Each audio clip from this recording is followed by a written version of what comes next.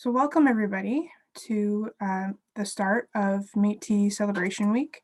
Well, technically we started yesterday, but this is our first live session. So yesterday it started with International Women's Day. And throughout the week, we'll be sharing some resources through our social media in regards to Métis culture, identity, and those kinds of pieces. For today's session, we have with us Michael Smith from the Métis Nation of Ontario, as well as Christopher Darton and Desiree Fortin, who were also the Infinite Reach facilitators for this year that just passed. So I'm going to start off our week with a land acknowledgement, which I think is important to do. So we'd like to begin this event, this Métis Celebration Week today, by acknowledging the Robinson-Huron Treaty of 1850. And we also further recognize that Laurentian University is located on the traditional lands of the Atikomiksing and Anishinaabeg, and that the greater city of Sudbury also includes the traditional lands of the Wahnapitae First Nation. And I also want to acknowledge the lands that our participants are situated upon today. So why don't we just get started? And I'd like to invite Michael, Desiree, and Fortin with us today. Thank you. Thanks, Amy. I'll take the opportunity to start. Again, my name is Michael Smith. I am currently the acting supervisor of the education branch for the M&O. We're happy to be here today to present to you a bit of information about some of the programs that the M&O delivers, including our Infinite Reach Network, which is a program that we deliver in the post-secondary realm. And so with us today are Christopher and Desiree, who both acted as facilitators for Laurentian University this year. And so I'll pass it along to them and that they can introduce themselves, give you a bit of an overview of the program and what we do through that program, and invite you to ask any questions that you might have. So I guess I'll pass it over to Desiree first. Hi everyone, I'm Desiree. I currently go to Laurentian. I'm in my final year. I am in the Indigenous Studies program. This is my first year as an Infinite Reach facilitator, and we are a group of upper year post-secondary students that work together to enhance our post-secondary education experience along with others. We offer lots of events such as dot art, beading, finger weaving, and much more. We also help incoming students adjust to post-secondary life and also refer them to M&O to the right resources for their individual needs, such as bursaries, funding. Most of all, it gives us a sense of community with other students that are experiencing similar experiences. Thanks, Desiree. Did you want to add something, Chris? Sure. I'll just more or less add kind of a little bit on to what Desiree had to mention about the program. I came in last September in my final year of studies into Infinite Reach, and you know, it's a fantastic program. It something Desiree mentioned. It really promotes a sense of community among students, among Métis students. You know, we take part in cultural and traditional events, like she mentioned, dot art, finger weaving, beading. We've got a snowshoe making workshop coming up. It's a gathering place for like-minded people who, you know, are culturally connected in that. So we get to talk about our culture, but we also get to talk about everything. When we hold an event, you know, we talk about the M&O. We talk about tradition. We talk about culture. We talk about historic communities. It's kind of a very wide encompassing gathering, really, when we get together. And then it's an artistic event. I mean, it's that on top of everything else. So it's kind of it's almost like a gathering of a bunch of tea grannies sitting around, and we get to share stories. People get to ask questions. We've directed people to the M&O site to help them look for bursaries, look for financial funding, look for job opportunities, as well as looking at their own historic backgrounds and communities, because that's very important, because we have a lot of people out there that identify as Métis, but maybe haven't gone that next step in tracing their roots and maybe actually registering with the M&O and stuff like that. So we're there to help, really, and it's a great outlet, and I highly recommend it to any students. It's opened a lot of avenues for me. I started last September, like I said, in my final year, and in that period, I did a few months of Infinite Reach. I finished my schooling in December and actually stayed on facilitating because I enjoyed it so much. And the other students were great. The facilitators, the instructors are fantastic. But also it opened up doors for me. I mean, Desiree and I both got brought on as interns in the new year, which was a fantastic opportunity. And I don't for a second think that being part of the Infinite Reach program didn't liaison into us getting that opportunity because of the people we met and the opportunities that were pointed out to us. As well, for me personally, I'm a filmmaker, and I was directed toward a employment training grant to assist in artistic endeavors and that. And you know what? It was a really user-friendly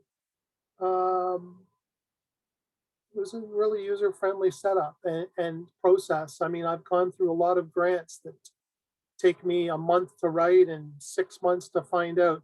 I literally put this grant together to, dotted all the I's, signed everything, did everything by the books, and a month later, I was granted a sum of money to help with my filmmaking and purchasing equipment to kind of help you to the next level in your endeavors and stuff like that.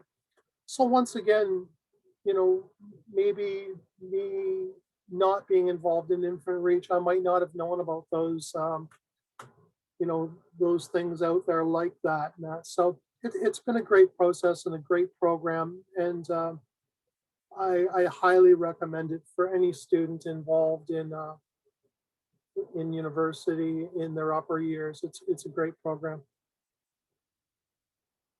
That's it. Thanks, Chris.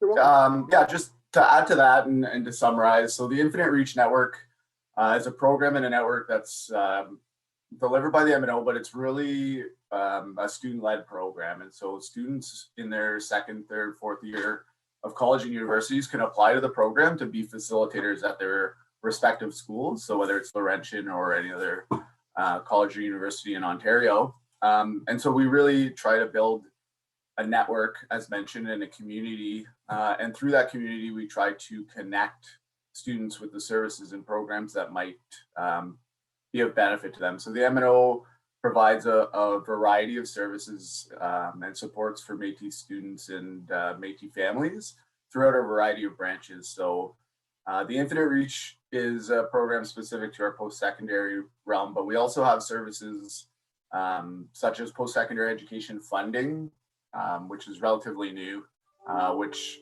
gives the opportunity for Métis citizens to access post-secondary funds for tuition, books, things of that nature.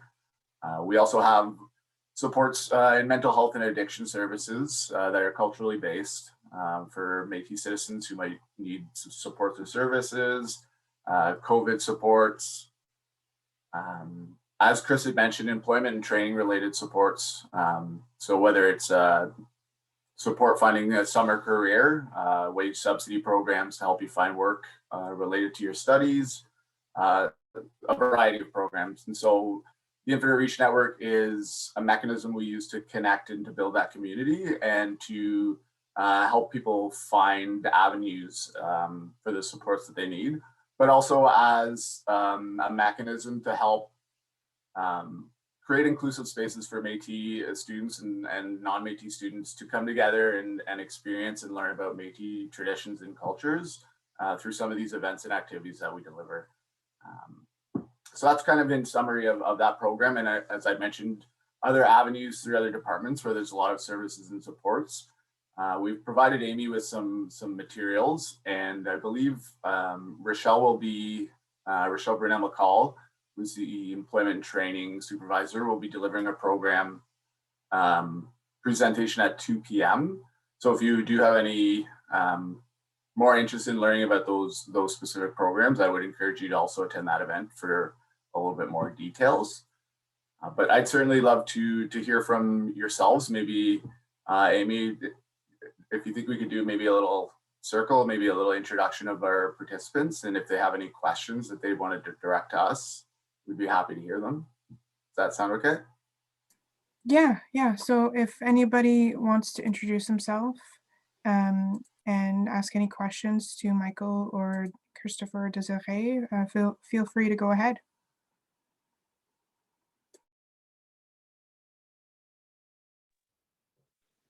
So a question I'm sitting with is because I'm not actually registered with MNO. I'm registered with MMF. So I'm not quite sure, but I am an Ontario resident.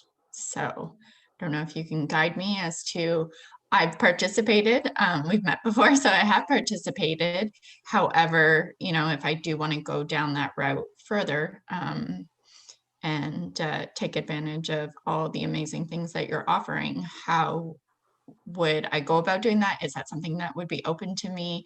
Are there barriers with that? No, actually, that's a great question, and I'm glad you brought it up. So there has been recent changes to the criteria for facilitators, and so MNO, it's not exclusive to MNO citizens. It's facilitators can be citizens from any of the MNO governments. So whether it's MMF, MNO, MNA, MNS, or MNBC. So any of the citizens from those those bodies could be facilitators if they're studying at an Ontario university. Okay, great to know. Absolutely, yeah. So this year, currently, we do have examples of that. So we do have facilitators who live outside the province, but who attend school in Ontario.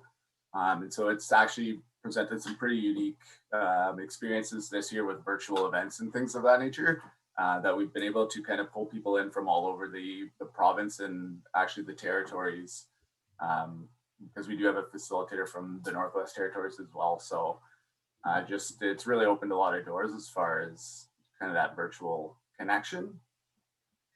Yeah. I mean, thanks for I'm so happy to hear that. Yeah. And I'm happy I asked. Thank you. Yeah, and just to build on that, so typically in the past, we used to have a paper application and it was a little bit more tedious. We've since created an online application portal to be able to register for these programs and others. So if you've ever applied to any of the past events, it would be that SM Apply portal. So the same thing is utilized for Infinite Reach facilitators. So students interested to apply would apply through that portal. And we're in the works of preparing that application to be open in the next couple months for this upcoming school year. So keep an eye on our website and keep an eye out. We anticipate probably May, April, it'll be open, and then we'll be looking at kind of onboarding facilitators for the new year in the June leading up to the September semester. So that kind of gives you a timeline and how and where you would access those applications. So if you do know any upper year students, or you yourselves are upper year students interested in becoming a facilitator for Laurentian next year, I would certainly encourage you to keep an eye out for that information. So I'd love to hear from anybody else if they have any other questions. I think it's important to point out too, Michael, that it doesn't matter what your skill set is when it comes to, or your knowledge level when it comes to, cultural and traditional Métis, communities or artwork or whatever. you know, it's a learning ground, really. I mean, you know, I came in with a pretty good knowledge of my family history and my family's community, and you know, myself as kind of an indigenous artist and stuff like that. But as far as the cultural stuff, you know, I've learned as I've gone along. Like I said, we took part in a beading workshop, and I was terrible, but you know, it was great. It was great to see and chat with everybody. Like I said, we get together and, you know, 15, 20 people, and it's an open mic. You know, it's a circle. It's chatting and telling stories and asking questions and finding out how everybody's doing with their studies, stuff like that. So you learn as you go. In a couple weeks, next week actually, I'm the lead on a dot art um, workshop. So you know, you know, you take and you give and you learn, and you go along as you pick up things as you go along, and you know, it's a great program in that sense. It's for everybody, and you don't really have to go in knowing have with all this knowledge and everything. So I think that's important to point out. It's a great point. Yeah. It is a good building ground and a good kind of area for that. And then part of that facilitator application, we deliver orientation and some professional development, some train the trainer sessions in some of these skills so that you're prepared to be able to deliver these activities and these trainings to students and to your community at your school as well. So as Chris mentioned, you don't have to come in knowing everything about Métis history and culture. You don't have to be an expert beater or what have you. We help you build those skills, and then through our events, we help the community also build that skill and share that knowledge. That's kind of the Métis way of everybody has skills that they bring to the table and gifts, and together we kind of teach each other. And so this community helps to facilitate that.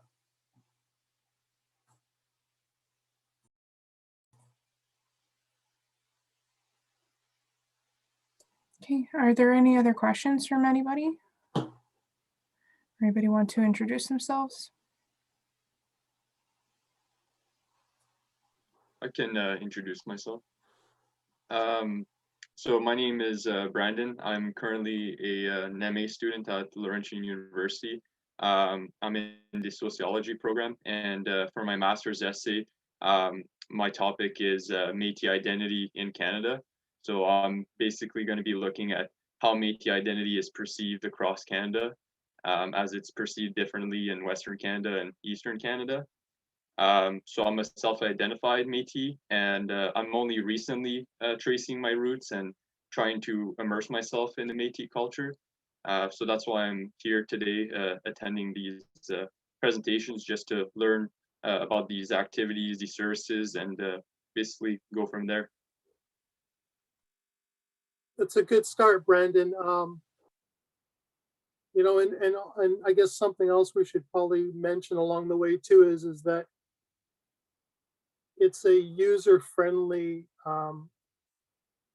program in that it doesn't take 5, 10, 15 hours a week, because I know everybody's in studies and their time is very important. It's very much kind of leveled to what times we have together and when we can get together. And, you know, it's a couple hours here, a couple hours there. And I think the give and the take from it is very good, especially for somebody like you said, you self-identify. You'll learn a lot. And certainly if you go to the M&O site, you'll find out a lot on the historic communities and maybe help direct you toward a little more knowledge about your community and your background and stuff like that. So good for you, man. Absolutely, yeah. Fantastic sounding topic as far as the work that you're doing in Métis identity, and I can't wait to see that. hopefully it gets published someday, and we can share in your work. But as Chris mentioned, yeah, for those students who are interested but worried that it might be a large commitment, we do our best not to impede on your school and your academic work, but we try to balance that, and as far as the time and the commitment it takes for that programming delivery. And part of our role as staff within the MNO is to really support our facilitators. So we do a lot of work connecting on a regular basis with them, to checking in with them, making sure that everything's going well, if they need any help in any regards.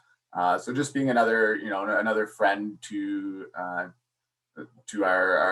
Métis facilitators, to help support them through their academic journey and their learning journey.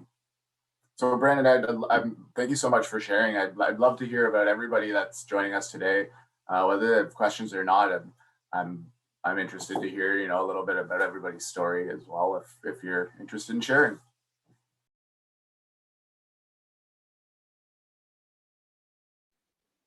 I can share.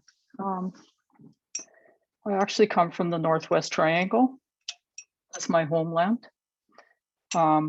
I teach at Laurentian. I'm in the sociology department. Brandon's actually I'm working on our project on Métis identity. He's taking up part of that as well, working with us on Métis identity in that respect, because we have a large SSHRC application that we got funding for. So that's a branch of it as well. So I've been here 5 years. I'm also the MNO Women's Council rep for Region 5. So I'm here to learn about what's happening in the Sudbury area as well, so that we can, so that I can pass along in all directions, some of the information as well. So nice to meet the folks that are working and in the programs here at Laurentian that I haven't met yet. So it's really great to meet them as well. Desiree and Christopher, thank you very much. Some of the faces I've seen around or met before as well. So it's nice to see you folks.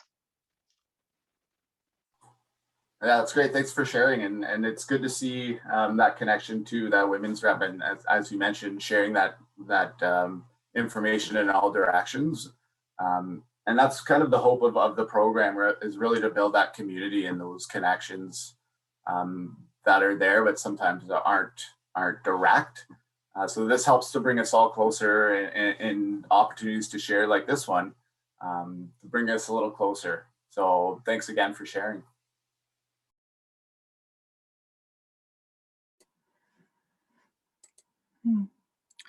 Yeah, I really want to thank everybody for sharing so far. I know in terms of Indigenous Student Affairs, we've had a couple of Infinite Reach facilitators that have worked with us to put forward workshops such as dot art making in particular with our student population at various events. And we really appreciate that connection and that partnership that we have with them, and how great of a role model and advocate they are for Métis students at Laurentian.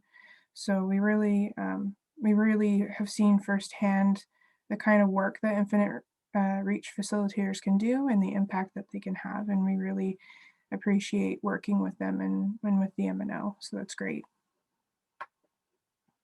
Yeah, and for sure. And I want to say again that we do our best to promote the program and to spread that knowledge. But as mentioned, it is a student-led program, really. So we really do look to those students to take up that torch and to apply to become facilitators at their schools, to be able to deliver some of these programs and help create these inclusive spaces within your school communities. So I would like to personally thank Chris and Desiree for the work that they did this year in delivering some of those programs and services and trying to help. It's been a unique year with virtual learning and not really sharing a community space together on campus. So we've really had to kind of, turn things on its head as far as how we deliver our events and our programming. But we've done our best, and it's really opened some doors that before we didn't have the ability to do, right? Like bringing people from all over. So yeah, it's created some unique challenges, but it's also created some unique opportunities as well. So yeah, thanks, Amy. Great. So are there any final words, final comments or questions or sharing that anybody wants to do before we close?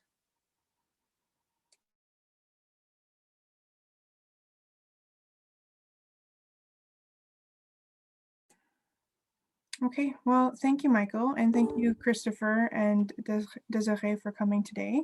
We really appreciate the time you've taken to share your experiences about the program and to, create a discussion today with other participants about what the program is, what it means, how you can apply, and the kind of opportunities that can come out of this program and the community that it can help create.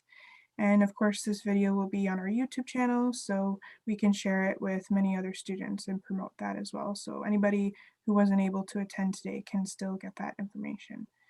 So thank you everybody for attending. And yes, be sure to come to the presentation at 2 p.m.